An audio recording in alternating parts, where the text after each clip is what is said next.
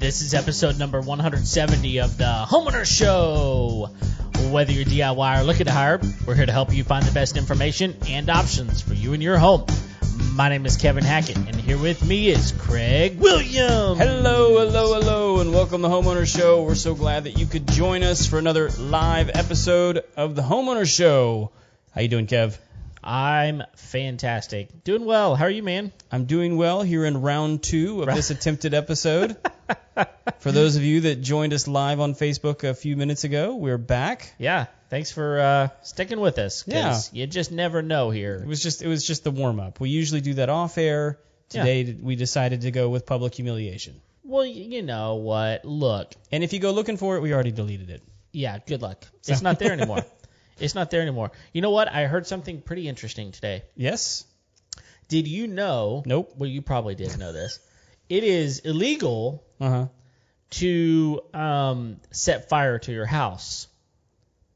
Right? But if you need to, for one reason or the other, don't expect insurance to help. You're talking gibberish. However, if it's my house, I can set it on fire. If you really need to set your house on fire, you know, there's stipulations in there for stupidity. Right. That insurance will step in for stupidity. So just try to fry a turkey in your living room. Oh, that sounds like a great idea. Yeah. Did you watch like a video of this or No, something? it's just problem solved. I heard it somewhere else, and I was like, this is gold. Who do you know that tried this? I don't know anybody that tried it. Are you not naming names? Well, no, I don't know anybody. I'm just thinking, just you know, off the Ryan cuff? Aduddle, I need to know, would this suffice? You know, you can't use alcohol or, you know, gasoline to burn your house, but if you use a turkey fryer in your living room, that might do the trick. So what if it's not a turkey fryer? What if you just tried to fry a turkey in your kitchen? Well, I would think, look, kitchens are intended to fry things. Yeah, as long as I think it's a legitimate appliance that just went wrong, right? Crazy stuff happens all the time. Yeah, it absolutely does. Yeah. So I'm just saying, if you need to do that, that is an excellent thought, an excellent idea. You know, you could be like, you're in the middle of, like, look, I fried a Twinkie. I was frying a Snickers. Right. I was frying a Kit Kat. Sure. And all of a sudden, it just came to me. I mean, I got this big pot of boiling oil. I got a turkey. That's right. It's kind of thawed. Yeah, mostly. I should fry the booger. What's the worst that could happen? Yeah. Right? New house. That's the worst that can. But the worst that could happen is I got a brand new house. Brand new house. Yeah. I'm just curious. Yeah. There's nothing fraudulent about that at all. Not at all. Just a stupid turkey fryer. What I would I tell you. Delicious, succulent meat. That's right. That's my crime. What I would tell you is delete the Homeowner Show off your phone, and your social media before you do that, so that there's no evidence of treat your crime with a modicum of intelligence. Well, look, I'm nothing if not, you know, thoughtful behind how you get away with things. Everything I want to do, I just want, it'd be great. Yeah. Well, how are things in your world? You know, I survived the plethora of Christmas parties. Well, you still got one more. I got one more. At least. I've survived all of them up until now, which is impressive, by the way. Yeah, it is. This may come as a shock to many of I don't like to party. Well, okay. I mean, you like people. I like people. You like people being around. I like certain people. Yeah, I think that's probably really good. Yeah. You want certain people around. Yeah. Yeah. Well, especially like when it comes to like groups. Yeah, I can see that. Yeah. Which, I mean, that makes total sense. So, anyway. Yeah. I've survived up until now. We got one more. So, I don't know that it's going to be the hardest one, but it'll be a fun one. Well, it's going to be one that people will not judge you for. Yeah. For sure. Could have cared less about the other one. So. Well, sure, but at this one you can really care less. Yes. If you want to. Well, no, I care. I mean. Do you? Just because I don't like people doesn't mean I don't love people. Those are big delineating factors. Yeah. Yes. I still want the best for you. Right. Just don't want to just do it somewhere else. talk to you. Yeah. So, yeah. But for the party, so going back a few episodes, we reviewed. Here's one. Because I got a box of them. These TP-Link Casa smart plugs. Yeah. So I've been having lots of fun with these things. Mm-hmm. And one of the things I did is I hardwired a Christmas globe into the ceiling of my party deck. Oh. Okay. So I took Kev out there, I think it was last week, and I was like, hey, check this out. Yeah. So I voice commanded the Christmas globe through the smart plug, Mm-hmm. through the Alexa to turn on, and it makes like this pretty kaleidoscope of like... It's similar to a disco ball. Yes. I mean, it gives a similar effect. See, only... I like to create the atmosphere of a party. Yeah. You're like, as long as no one shows up, we're great. Yeah. Just don't make my attendance an obligation. Right. Because then I won't want to go. Sure. I mean, look, I think that's totally legitimate. Mm-hmm. Well done, Craig. Thank you. Yeah. It was a pretty cool effect, I'll tell you that. Yeah, it looks really cool with all the lights off, but you can still have it with the lights on as long as it's nighttime. Can you adjust the colors No. on that thing? So it's a $20 light. Yeah, it's a Christmas light is what it is. It's one of those you usually put it in a stake in the yard. Yeah. You bounce it up on the house. It spins around.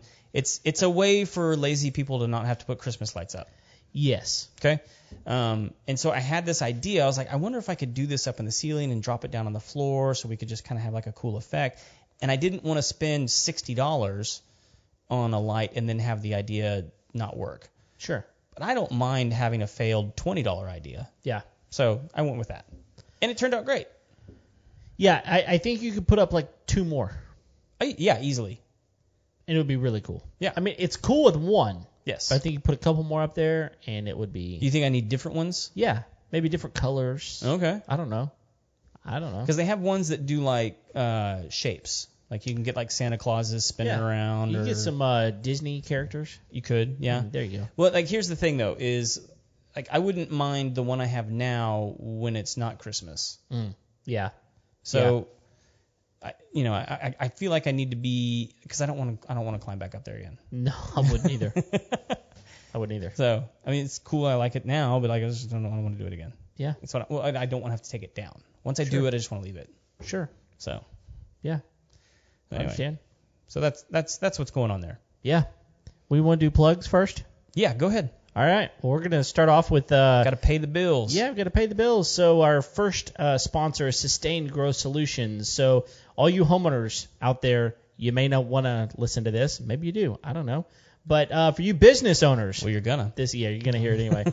This is for you specifically. Look, we understand that growing a business is sometimes difficult. There's a lot of factors involved, and one of the biggest factors is where are you going to get all your clients from? So Sustained Growth Solutions steps in, develops a custom-built lead generation system where they send all the leads straight to you for one price, and it's a great system. So hit them up, ask them, hey, how can you help me grow my business in 2022 and not just go from, good to okay, whatever, go from good to great to amazing, all those things. Sustained Growth Solutions is your solution. So give them some information, and they'll get back with you.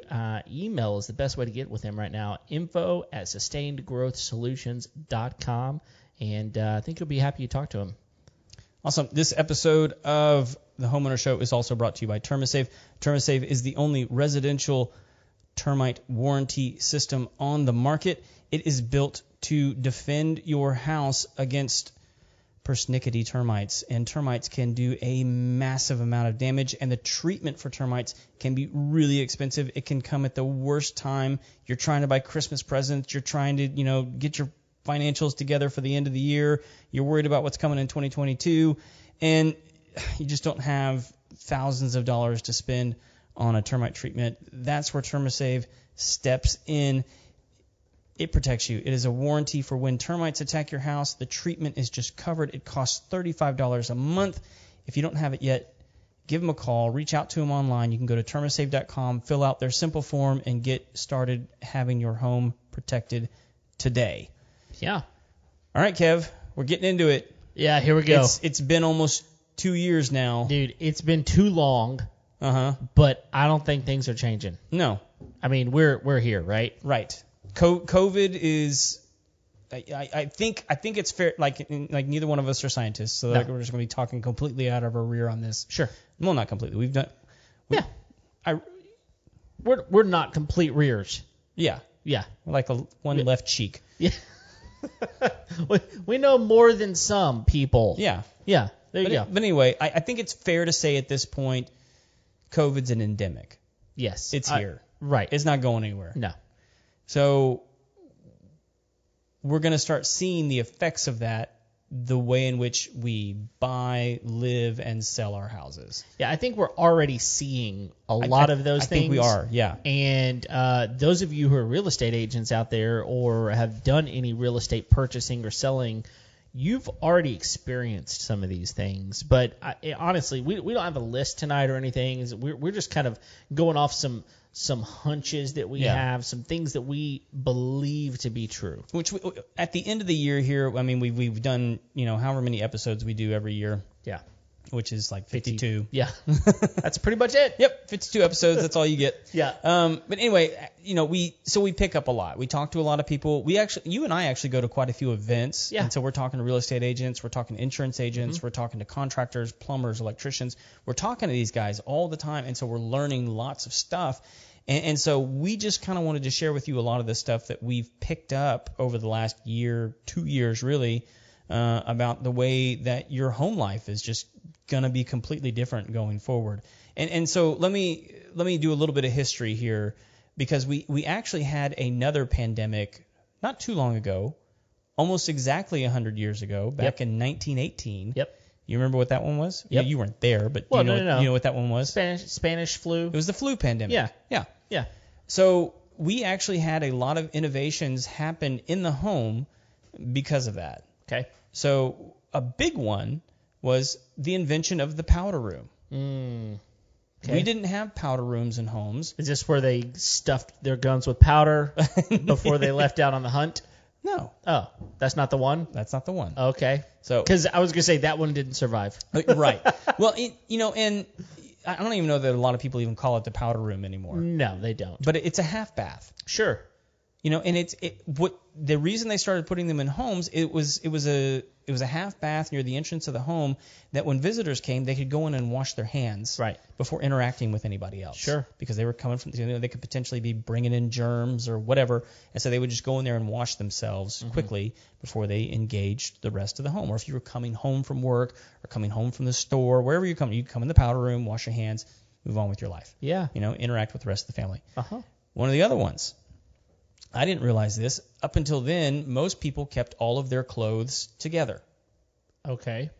It wasn't until after 1918 that it became popular to put built-in closets in every bedroom. Really? Yeah. Well, that today is what defines a bedroom. Right. You cannot list a home with a bedroom unless there is a closet in the room. Right? Yeah. So that was a big change that happened then, because not bedrooms just didn't have closets. Where did they keep all their stuff? They had like armoires and things like that. Oh. Yeah. Well, and they did it in order to keep the clothes separate. Yeah. So that you couldn't pass contaminants from one, and they believed that you could transfer germs. And, you can transfer some things like that if you're not washing the clothes. Like especially up north, if you have a coat that you wear like every day. Yeah. Things like that. Well, so the house that I grew up in it's in West Texas. Mm-hmm. My parents still live there. And they have it's very much a farming community. They farm cotton, other things, but primarily cotton. Well, interestingly enough, when you walk into, so you park in the garage, you walk into the laundry room. Mm-hmm. Just off the laundry room, on the back side of the house is a full bath. Uh-huh. And there's a closet in there. Yeah. I mean, how many like a full walk-in closet? Oh, a full walk-in closet in a bathroom? In a bathroom. That's crazy. Yeah, well, you think about it. It's because the farmers would come in just dirty, like crazy. And so he could literally go in, strip down in the laundry room, walk into the bathroom, take a shower, and he's got his clothes right there. Huh. And then he can enter the rest of the house. so it's a common thing in farming communities to have that sort of setup. And so you look at trends like this and you go, okay, there's a reason for this. It would be odd if you walked into that house that I grew up in and went, why is there a full walk-in closet with clothes and shelves and the whole 9 yards in here? But if you understand why, okay, that makes sense. Yeah. And I think that's what we're going to be seeing moving forward. Yes. Are some very intentional things that are going to happen that even 3 years ago people would go, why? What's the purpose? It's wasted space. In fact, there's a lot of homes that were built with quote unquote wasted space that are not being wasted today. Right. You know? Yeah. So one of the other trends that came out of the 1918 flu pandemic is subway tile. Oh. Why? Because it became easier to sanitize a room, particularly bathrooms, kitchen areas, and things like that. So up until then, it wasn't really popular to put subway on a wall. I mean, not subway, put tile on a wall. Sure. But then it was because it's. So why did they start making it pink? I don't know. And like teal and green. Yeah. You're not going to convince me that was a good trend. You're talking about like the toothpaste green. Oh yeah. Yeah. Yeah. And I mean, literally, we still have a bathroom at the house that I grew up in. That's the pink bathroom. That's what we call it. It's the pink bathroom. And the first house that I ever bought is the bathtub pink? Yes. Yeah. The toilet is pink. Yeah, and it's like once you go that way, it's like, well, if I replace that one, I got to replace that one. Exactly. The first house I bought had pink tile in it. Ooh. And it's just like, and to make it better, so I mean, the tile only went up a certain height, right? Whatever that is, like, I don't know, 4 feet or something. From there, they painted it dark brown. They painted the tile? No, just the wall. Just the wall. Because the tile went up, 4.5 feet. Brown and pink? Dark brown. So that was their way of fixing it. Interesting. Yeah, it was bad. We changed it. Yep, we changed it. You didn't do anything with the pink tile? Oh, we did something with it. We chunked that stuff. Broke it up into little pieces and chunked it. All right. So, enough with the history. What are some things that you're recognizing or seeing out there that, is going to be different? Yeah, so one of the things I think is going to be huge, and I think there's a lot of things that play into this, and I alluded to it a minute ago, is, there are a lot of homes that were built with office spaces in the front of the house that were just pretty much useless. I mean, people would sometimes turn them into a bedroom. They would maybe put a desk in there, but it's really just show more than anything, a place to put books or something. But what I think is going to be way more increasingly prevalent is home offices, and not necessarily the way that they were done 10, 20 years ago, where they, you walk in and just to the left or just to the right, there's this office space. I think it's going to be strategically built in a place in the house that is maybe like off the bedroom, or in the not in the living area, but in the sleeping area. It's in a different location, but it's a large, good, really nice office space that you feel like, look, I can be in here and really enjoy it. And I think it's going to have windows in it. It's going to be on an exterior wall, those sorts of things. And so people are working at home. Yeah. Remotely working is going to not go away. I have a lot of friends who have said, look, we're not going back.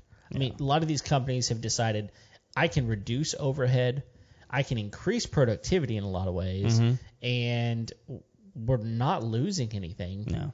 And my people are happy because they're not making an hour commute every day, whatever, right? Yeah, I think you're right. And I think one of the things as we move through this conversation that people need to realize is the things that we're suggesting are going to make it necessary for people to have larger homes. Yes. Overall. Yeah. Because what I'm about to add to what you said is I think you're absolutely right. Spot on, 100%. People are going to want more sophisticated, bigger, nicer home offices. It can't just be desk in the corner anymore. Nope. Like I need and I think some of this is going to be personality, right? I think some people are going to want, like, this needs to be the room that I can shut the door and that's where I go to work and everything else is the house. I think other people are going to be perfectly fine with it being integrated into a larger room. Yeah. But like, you're still going to need more space because, well, it's not just a desk and a computer anymore. You're going to have other things in order to do your job. I mean, some people are going so far as to setting up green screen rooms. Yes. So that they can do these Zoom calls so that their privacy is not invaded upon when they're doing these conference calls. And that's not the only reason you do it. You just don't want people to know, the bed in the background. Yeah, or like your house is a mess and you don't have time to clean it, but you got to get on the conference call. Yep. So a green screen is just an easy solution to solve something. You just put a curtain behind you. That's right. So along with that, I think we're also going to start seeing separate school rooms in houses. Yeah. Because I mean, like for us, we decided to move our kids into a different. So we're doing a flex school. Yeah, it's a hybrid. It's a hybrid. So like, for those of you that don't know, it's half school, half homeschool, and it's a private school. But my kids go to school Tuesday, Wednesday, Thursday. Right. And then they're home the rest of the time doing homeschool, working with mom and dad. But they're also, they're home Friday, Saturday, Sunday, Monday. Right. Which has been. But by the way, if you have the opportunity to check out a flex school or attend one, and it works for your family, I highly recommend it. We love it. But we have had to change the way some of the rooms in our house work in order to accommodate 3 kids doing school at home because, they need to do that stuff at the same time. They all need a workspace. They don't need a lot of workspace. They need a place to do like some worksheets and read a book and all this kind of stuff. But like, I think you're going to start seeing parents, have this in the back of their mind. Hey, I remember when everything shut down and, Johnny and Susie had to do school from home and what a nightmare that was, that they just completely took over the kitchen table and, how that worked for that family, and so now when they look at a home, they're going to be going, okay, like this is like, we got the living room, we got the family room, but could the family room double as like a school room? And so just these dedicated, like what you're talking about before with the office, dedicated spaces where like, that's where you go to do homework. Yeah. And especially like, I think there's going to be, and I hate to use the word like PTSD, but like some just like hard memories of like your room needs to be your room. Yeah. That doesn't need to be the place where you work, where you sleep, where you school, where you study, where you do everything, because you'll just drive yourself nuts. Well, it's one of the reasons that dorm rooms are challenging. Yes. Because it's like, look, I can't do everything in this space. Yeah. I got to get out. I'll kill somebody. That's right. And it might be me. Yeah. It's definitely going to be you, but it might be me. Well, I'm not going first, and so it's going to be that guy. Exactly. Yeah. Well, I think that there's some other things that play into that. I think what we're going to see is we're going to see younger people buying homes earlier as well. Because, I think especially in metropolitan areas where, maybe the millennial people of today, they lived in an apartment. Mm-hmm. And while apartments are great for a lot of things, I mean, goodness, you got a lot of amenities. You got a pool there. You got a workout room. You got a community to be a part of. They've got dog parks. All the things you really need are right there. But again, the problem is like my house needs to be bigger. Yeah. I need more space. I need to be able to spread out. I want friends to come over because we're not meeting at the office anymore. So if I've got some time to spend with my friends, I've either got to come over and I don't have enough space for that. I definitely don't have an office. So I might as well just invest that money, which is another thing that I think is going to be really big, is the investment in homes is something that I think people are going, look, there's a lot of value in real estate. And one of the things that we found was that even during a pandemic, the real estate market, that stayed up. Yeah. It's like that was a good investment. Now, I know that there's been times in our history where owning real estate has been a problem for people. Not even that long ago, a little over 10 years ago, that was a problem. But it wasn't through the pandemic, Yeah. Well, let me say this. I think you and I probably have a different perspective, like even on apartment living than other, like, because when you start looking at like metropolitan areas, you start thinking about like Chicago, New York, even like Miami. I'm trying to think of some other ones that would be like this. Anyway, like you and I, like we complain about the apartment development going on around here, and you're right. I mean, like they have pools and dog parks, but like you start moving into like inner city, it's a whole different ballgame living in an apartment. They don't have those things. You know, and I think a lot of people who got stuck in one of those during the pandemic are be like, how do I get out? Yeah. What's the quickest route out of here? Yeah, it's super cool to live there if you're not ever there. Yeah. You can have a loft apartment if you don't ever have to be there. Yes. You know, I'm at work. I'm living in downtown because I'm working downtown. It's that whole vibe and everything, right? But it's like, I got nowhere to go. I can stay here. Nowhere for me to be. Yeah. Right? Yeah. I don't like that. It's no good at all. Yeah. So anyway, another thing that I think is gonna pop up, and again, like I think families are gonna start looking at, I need to buy the most house I can afford. Yes. Because I think one of the other things houses are going to be popular to have is a quarantine room. You know? Yes. Like, hey, you think you're sick? Why don't you go to the quarantine room? Yeah. You know? Yep. We got a mini fridge. You got your own bathroom. You can hang out down there for like the next 8 days. We'll leave your meals at however that works with your family. You know, and I'm not a big fan of that. I mean, like, you know, if I'm sick or if my kids are sick, I'm going to be with them. I don't care if they've got whatever. Sure. But like if you have like an older person living in your home, you know, you might need the older person to be able to take advantage of that. Sure. Or, you know, like a mother-in-law shed in the back. Yep. Something like that. I think homes that have those kinds of options with, you know, above garage apartments or whatever that is, that's going to have that extra living space so that people who are ill and you have health issues where you need to separate from people, you have that option. Yeah. You know, and I think people are going to be looking at homes when they buy them to go, oh, that would be nice. That would have been nice to have. Or we wouldn't have all gotten sick, or, you know, however that works. I think people are going to be looking at those kinds of things. I agree. As I've been doing a little bit of research on this kind of stuff, I've been looking at what some architects are doing. Okay. I'd actually be interested to hear what David Applebaum has to say about this. But one of the trends I'm starting to see is big, wide open windows. Yeah, that you just stole one of mine. Oh, did I? Yeah.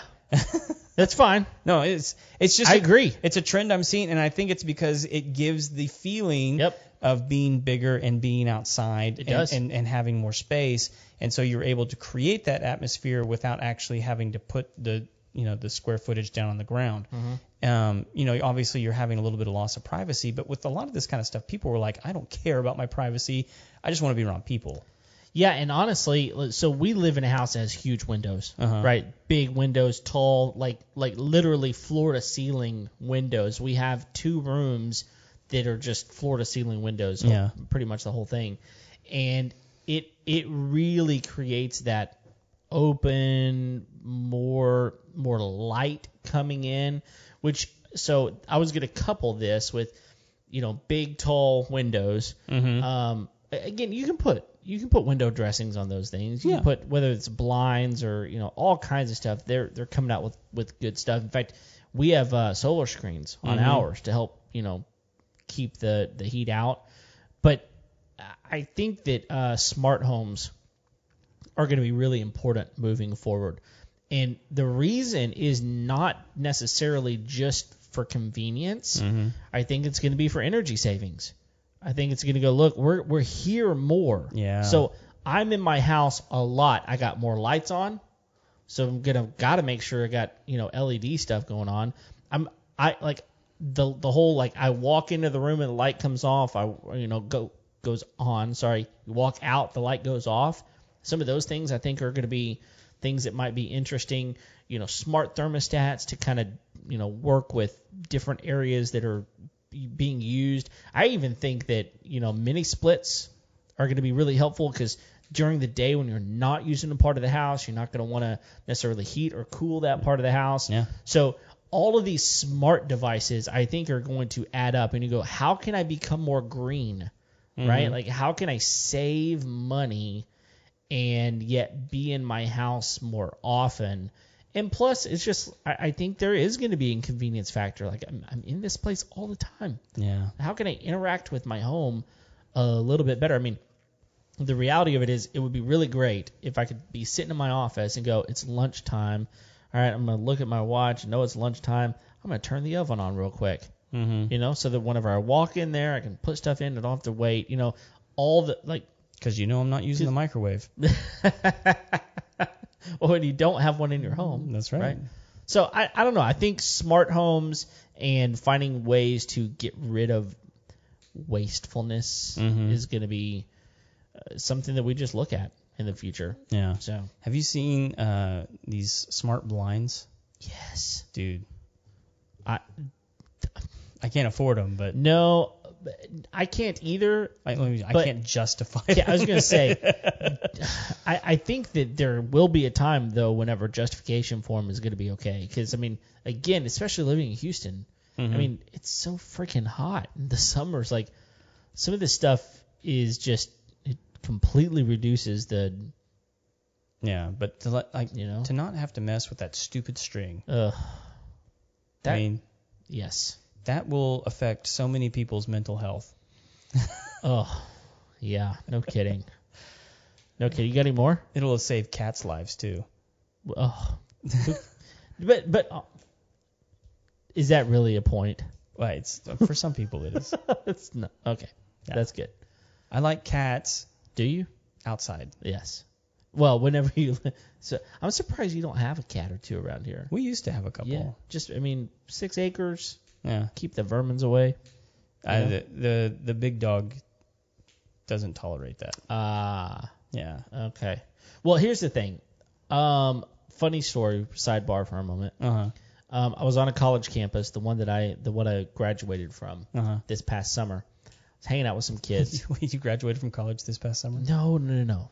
I was there this past summer, hanging out with some kids. Took you a while there, kid. And there's cats. Oh, and there's been cats there since I went to college there, before then even. Yeah. And this kid goes, "Why are all these cats around here?" I was like, "Well, there's rodents everywhere, and the cats keep the rodents away, And the kid goes,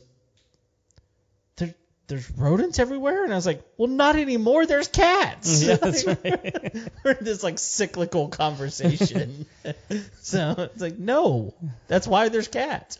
No rodent problem anymore. No rodent problem. No. Just an overabundance of cats. Exactly. Yeah.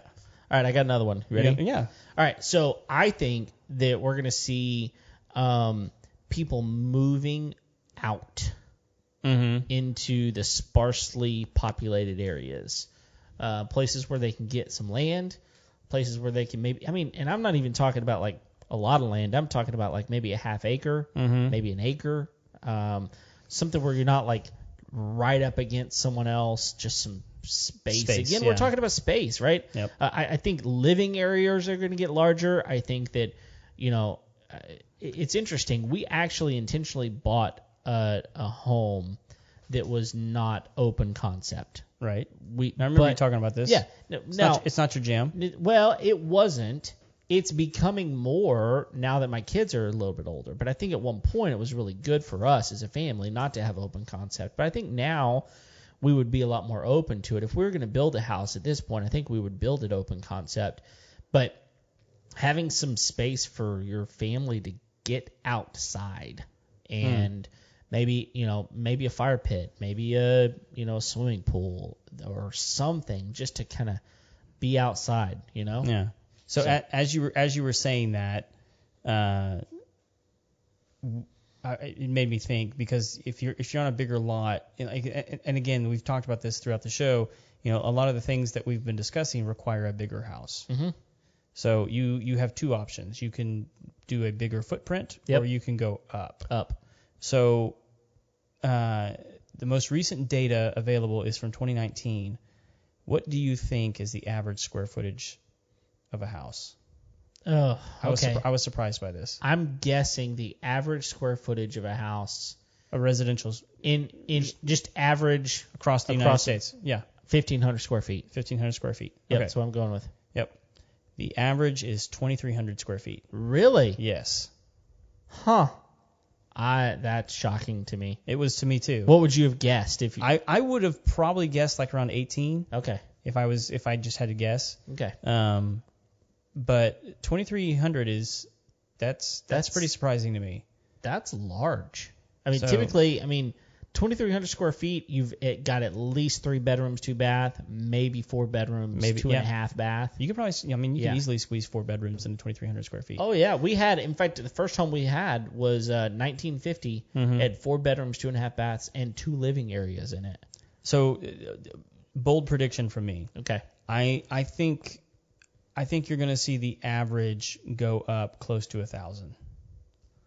So up to 33. Yeah. You think? I think so. It's interesting. I think it's going to have to. Yeah, it's interesting you say that because my wife and I have been talking about building a house at some point. Yep. And in my head, so we've got 2,400 square feet right now. Mm-hmm. In my head, So you're above average. Look at that. we are. How about that? In my head, I'm thinking probably close to 3 is where we will probably want. Between 2,800 and 3,000 is probably where we'll wind up. Yeah. We got a 4.2 right now. We definitely would like to have at least a 4.3. I think some people, and like I'm not trying to sound like decadent or whatever, but I think some people need the opportunity to walk through like a 10,000 square foot house. Oh, it's unbelievable. And just see what that kind of room feels like. Yeah.